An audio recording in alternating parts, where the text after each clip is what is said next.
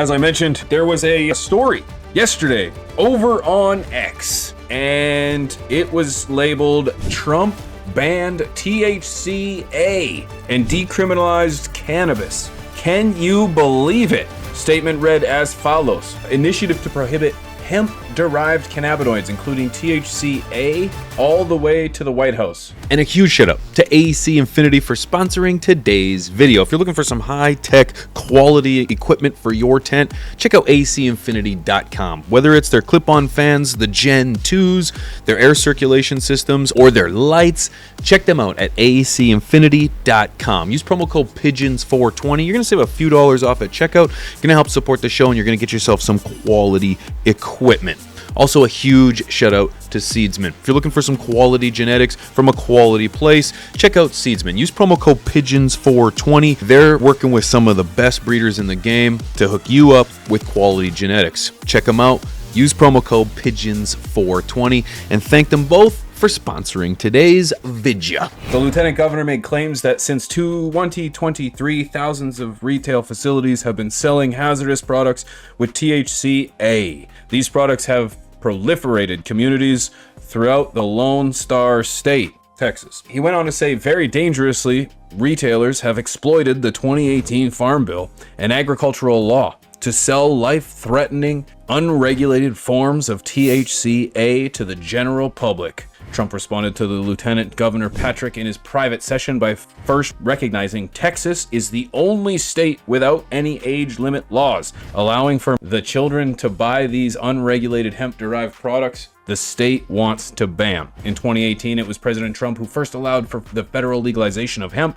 and its hemp-derived products, including THCA, providing it met federal guidelines and potency limits under 0.3%. Since 2018, while patiently awaiting the overdue renewal of the 2024 Farm Bill, the hemp market is thriving with commercial production, manufacturing, and retail sales of THCA. The White House staff agreed, saying that lax rules have made it clear for kids to access intoxicating hemp-based products, which are totally sold at liquor outlets, gas stations, and smoke shops. Texas is the only one state moving forward to ban THCA. They are joined by Florida and California, while many other states have their own proposed bills. President Trump said at the closing of the meeting, "We will no longer sit on our hands as hemp peddlers target American consumers with dangerous THCA products. Therefore, it is decided by me, President Donald Trump, that all THCA is immediately banned, but cannabis is okay and will be decriminalized as long as it's grown without THCA."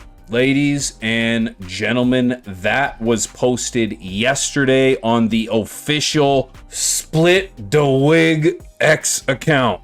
Okay, this is a prime example of don't believe everything you read on the internet, because this just so happened to be posted on April 1st. Besides the fact he signed this next to Snoop Dogg and our girl Martha Stewart, this is 100% fake. Ladies and gentlemen, this is not real whatsoever. If the cover of Snoop and Martha didn't give it away, I don't know what does. But this was actually a conversation that people were talking about, and I really couldn't believe it. Today, we're checking out Spider Farmer's GGS Controller Kit. Start your smart grow journey with the GGS Grow Kit from Spider Farmer.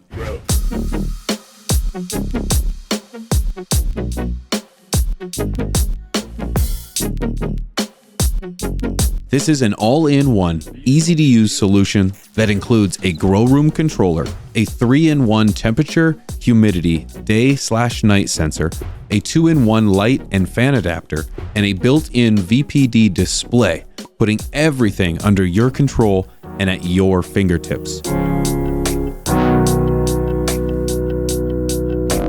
If you head on over to spider-farmer.com, use promo code PIGEONS420, you can get yourself a smart controller, start your journey today, and save a few dollars off at checkout. Thank you, Spider Farmer, for sponsoring today's video.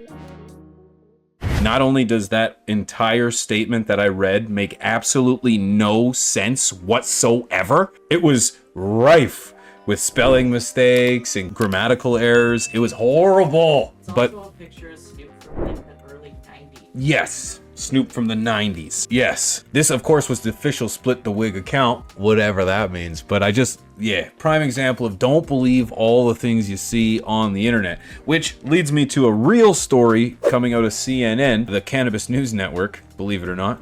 No, this is CNN. Pro-marijuana group aims to sway Trump by airing ads around White House and Mar-a-Lago. What? Also published on April 1st, this isn't a joke. President Donald Trump, as a candidate, vowed to decriminalize marijuana and make it easier for weed companies to obtain bank accounts and for universities to research the drug. Now, commercials carrying reminders of Trump's promises will air on televisions where the president spends most of his time. American Rights and Reform Political Action Committee, a group backed by the cannabis industry, is planning a 7-figure ad campaign that is noticeably critical of two of Trump's regular fixations.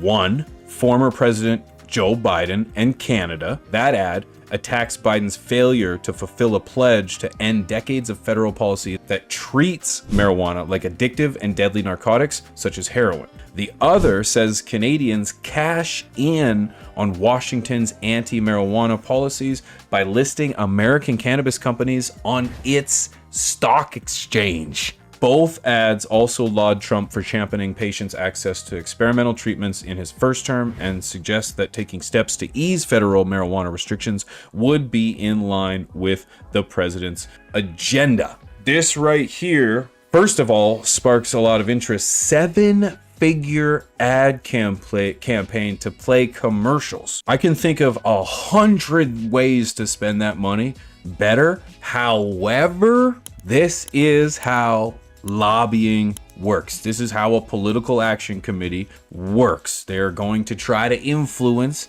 really anyone, in this case, the president, to try to start pushing forward on cannabis action and policy, legalization. As you guys know, he had promises towards the end of his campaign for election for president about cannabis, and we warned not to be swayed by anything any politician says about cannabis in their election campaign, because it's usually used to kind of scrape up those last few votes of people that are kind of like, oh, what am I going to do? Or people that are just not paying attention to politics and are more focused on weed. It worked in Canada, I assure you. So there's another story to this coming from the marijuana moment that says White House has no action planned on marijuana, but Trump quietly pushed lawmakers on cannabis banking, report says. The White House says it currently has no action planned on marijuana reform proposals that President Donald Trump backed on the campaign trail.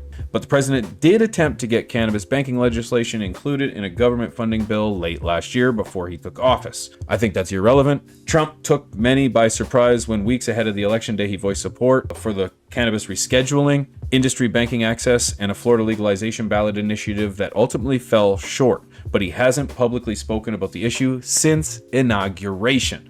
A White House official told CNN in a report published on Tuesday that no action is being considered at this time. Now, I understand it is still very early in the administration. It is under 100 days. However, when we've got executive orders that have been passed out the wazoo, I think it's going to play to the point, our point, that you will not see any sway on cannabis at the federal level until the very end of the term. At the very end of the term, when the elected party, in this case the Republicans, this happens on both sides, when they're looking to get their next candidate in, that's when you're going to hear something about weed, but it's going to be coming from another candidate because President Trump is on his second term and will be ineligible for a third term. So wait for it. You won't hear anything about weed until election time. So remember that when it comes to a game plan in regards